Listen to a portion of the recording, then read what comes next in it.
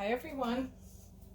I'm going to do a Dutch pour tonight, and this is one that I haven't done before for you guys. So it is slightly different than the blooms and the swipes that I've showed you before. I have my canvas flooded with a Dutch pour base. So what it is, it's 80 milliliters of Floetrol, 40 milliliters of paint, and 30 milliliters of water. It is very, very thin. And because we are going to blow this around with the hair dryer. So basically, 2 parts paint, 2 parts Floetrol, 1 part paint, and a little less than 1 part of water. So that is the base that goes on here. I already have it on here. The colors that we're going to use today are Primary Elements, Payne's Gray Pigment, Primary Elements Blue Bayou Pigment, Anita's Gold Metallic Paint, Laguna Azul Primary Elements Pigment. This is a copper mixture that I have of a couple different paints. And Primary Elements Sky Blue Pigment. And also a Metallic Teal by Anita's. So what we're going to do is we're going to just start putting, I have, these are my my normal thicknesses that I use for my blooms and things. So what I do is I use the same recipe in here, but I put it into a little cup and I add water so that this bloom recipe gets water added to come to the same consistency as this base. So everything needs to be this thinner consistency. So that's how I do it. And I'm going to get these out of the way. And then when I first started, I was just doing general pours, you know, all the other pours, not the bloom and whatever. So I actually mixed liquid paints in these types of bottles. And this is nice for this Dutch technique because you can just, you know, go right across. But I use cheaper paints in these bottles, and I wanted to do this painting today with my Primary Elements pigments because they've got all the beautiful glitter and everything in them. So so I had to mix them in the cups. So I'm going to get started, and what I'm going to do is I'm just going to do it like a swirly kind of diagonal look here across the canvas. You'll see. 1 second. I think we'll come here and we'll go like so. And you don't need a whole lot. I mean, this I'll show you in a second how full this was. But you don't need a whole lot to do this. So now we're going to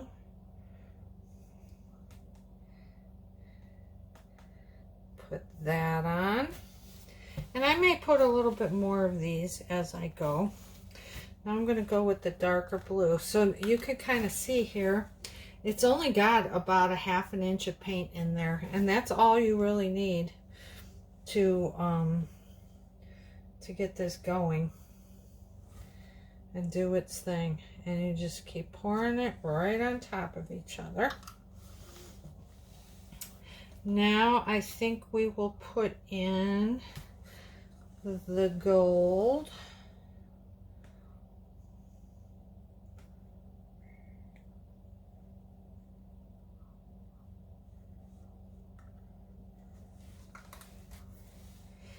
Now I think we're going to do this Laguna.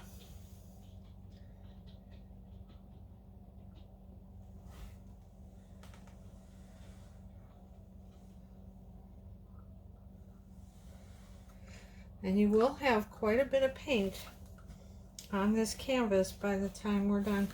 Now I'm going to do the copper.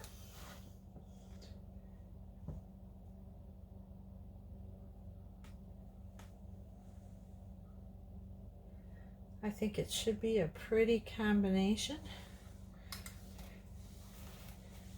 And then finally, the lighter blue.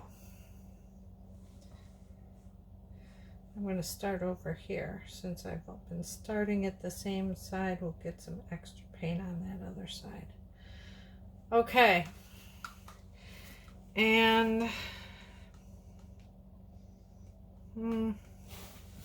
I might do a little bit more of the teal up on the top because I want to be able to see that, because you know me and my teal. I love it. Okay, so let me get these out of the way. Well, I'll just move them off to the side. So now what you do, some people will blow white paint over this and let it sit. I don't like that because it just takes away the vibrancy of the colors. But what you do have to do is put a little bit of your base alongside your colors so that they have something to blow onto and with. So I put that on there, and now I'm going to get my hair dryer. Ready? Here we go. So I hold my hair dryer upside down, and you want to go like this and like this and like this and like this.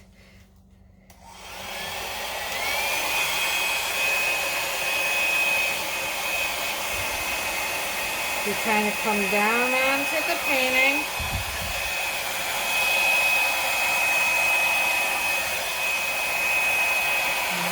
Get one going this way. We'll get one going this way. Get one going this way. Get one going this way. Get one going that way. And we'll get going off the end there. This is still a little thicker. We're going to trim that out just a little bit. And we will stop. Now, you see how easily that moved? It was like flying off that canvas. And if you do this, you need a setup like I have here with the, some plastic, because if you come at it very horizontally, it'll blow it across the room. So you kind of want to be at a 45-degree angle. This is beautiful. I love it. You know what I don't like?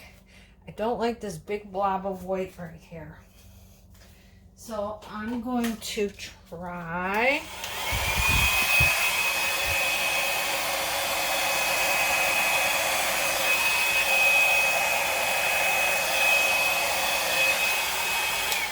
All right, I like that a little better. So now I can use my turkey baster, and I can do a little bit of just touch-ups by mouth. So I'm going to get some more off this corner.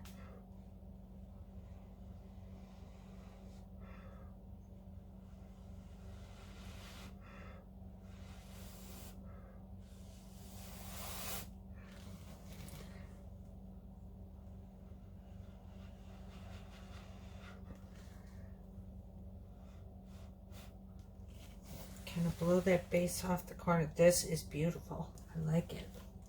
So I'm also going to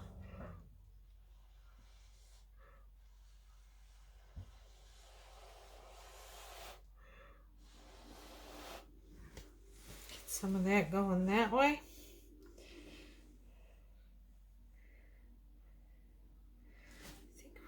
Oh, I hate to touch this. It looks like a peacock. Isn't it pretty? It's got all those coppers and golds in there and the teals. I really love this. There's like little feather look almost. I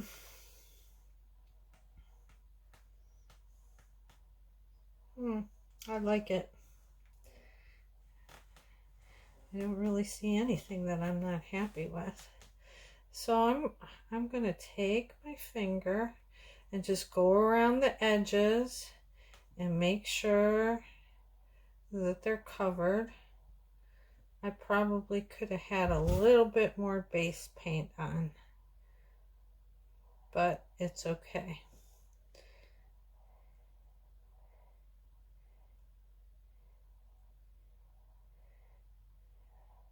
I've not been doing very many Dutch pours because I got hooked on the bloom first, and so the Dutch pour has kind of been my last one to experiment with. And it's really simple and easy, as you can see. And it's fun because you get like nothing what you planned. You don't know what you're going to get with this. I need a little bit of this to go over.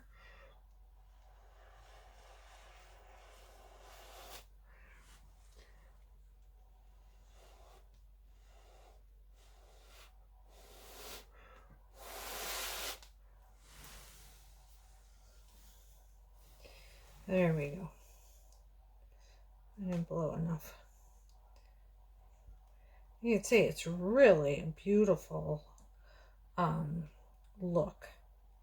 So ordinarily I wouldn't have to be doing this as much, but I forgot to do the sides of my painting with my base coat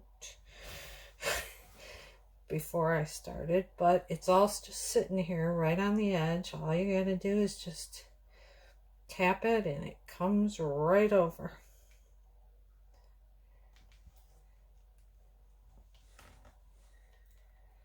So what do you think about this one? This technique? I really like it.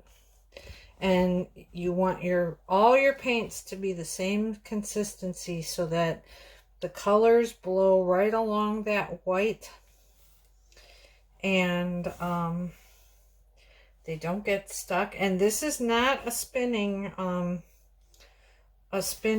type of painting.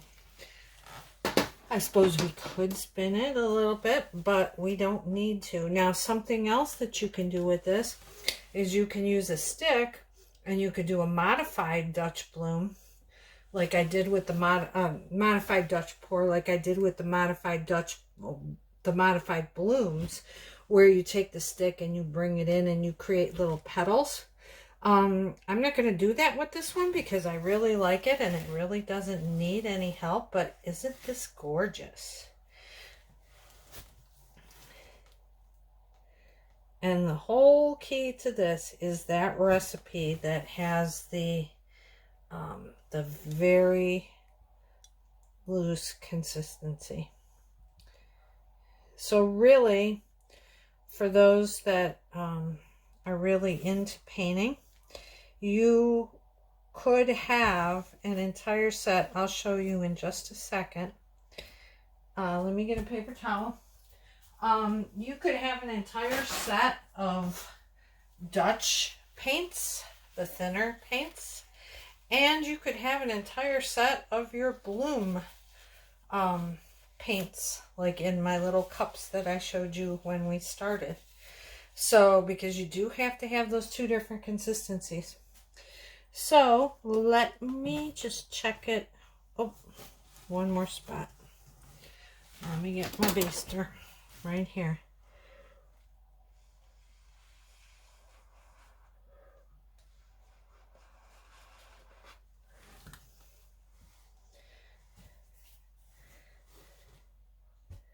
That's going to drip over.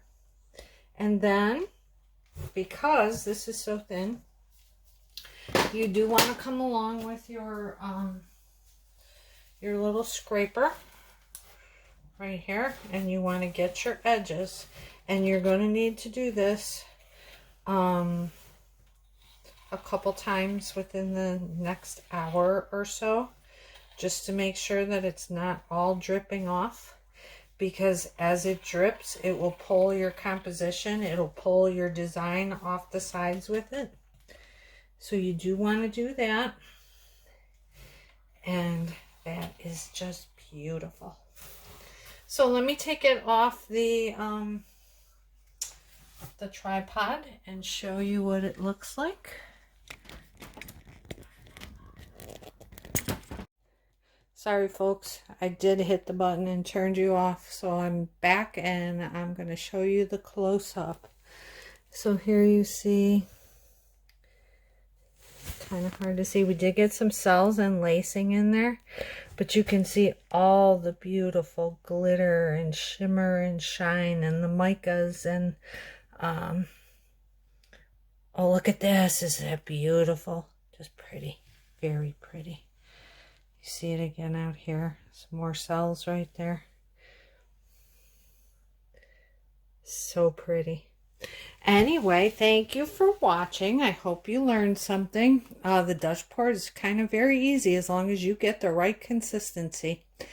And that's not hard to do. So if you want to double check your consistency before you pour, you could put a drop of paint on like an index card or something, and put a drop of every color paint that you're going to use, and then just tip that card up and you'll see the paint run down the card, and they should all be running at about the same speed, and that's how you know that you have your paints in the right consistency. So thank you for watching. Please feel free to subscribe to my channel if you like this video, and like the video. Any questions, drop them in the comments below, and we'll see you next time. Okay, thanks. Bye-bye.